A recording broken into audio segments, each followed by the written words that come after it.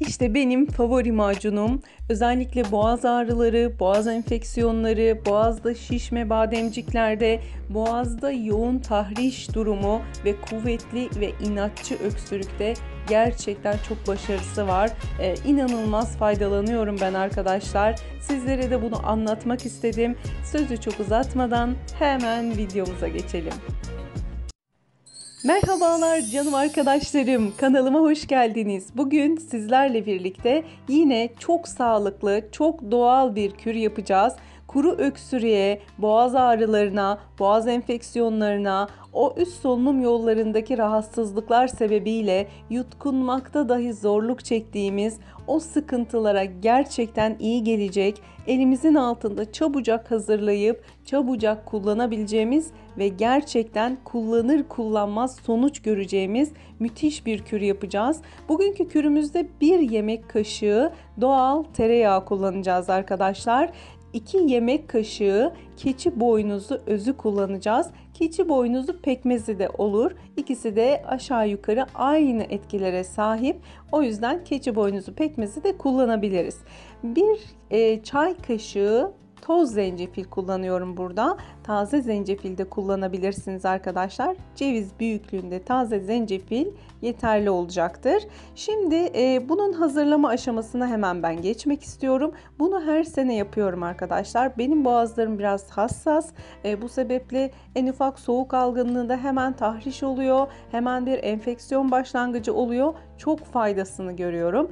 Gördüğünüz gibi bir tava içerisinde tereyağımı bir güzel eritiyorum arkadaşlar. Tereyağı özellikle çok doğru bir enerji kaynağı olması sebebiyle enfeksiyona ve virüslere karşı inanılmaz güzel bir bağışıklık güçlendirici aynı zamanda ve doğru bir enerji kaynağı. Şimdi hemen keçi boynuzu özümü tereyağımın içerisine ilave ediyorum ve birlikte karıştırmaya devam ediyorum. Ocağımın altı açık. Bu şekilde köpük köpük oluncaya kadar, hatta bu köpük biraz yoğunlaşıncaya kadar ocağımın üzerinde tutuyorum arkadaşlar.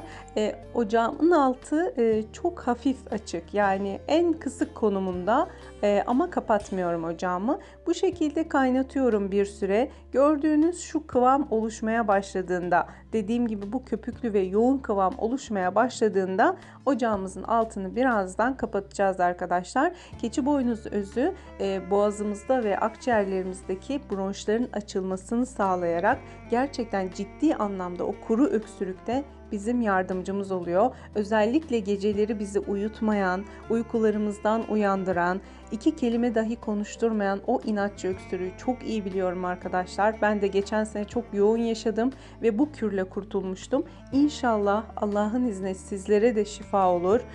Gerçekten bunu kullanmanızı istiyorum eğer o sıkıntıları yaşıyorsanız. Evet, artık ocağımızın altını kapattım.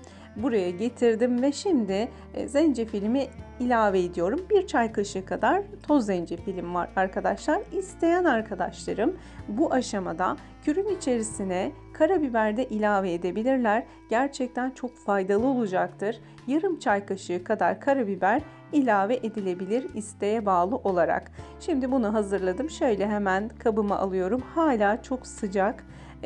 Arkadaşlar kullanımı şöyle. Bunu öksürük anında hazırlayabilir ve bu şekilde ılıkken tüketebilirsiniz. Yani soğuduktan sonra zaten çok sertleşiyor. Soğutmamaya bakın arkadaşlar. Ilıkken sıcağa yakın ılık derecesinde bunu şöyle kaşık kaşık yiyin Allah'ın izniyle. Yüksek oranda boğazlarınızı yumuşatacak. Öksürüğü anında kesiyor arkadaşlar zaten. İnşallah fayda görürsünüz. Kullanımı gerçekten çok basit. Yapımı gerçekten çok basit. Yeter ki sizler antibiyotiklere, o boğaz pastellerine, içinde ne olduğunu bilmediğimiz ürünlere sarılmak yerine bu ürünleri deneyin. Tabii ki modern tıp çok faydalı, ancak öncelikle doğal olanla başlamak, buralardan çare bulamazsak sonrasında ilaçlara başvurmak çok daha doğru. Sizleri çok seviyorum. Videoyu beğenmeyi ve kanalıma abone olmayı unutmayın. Şifa olsun inşallah.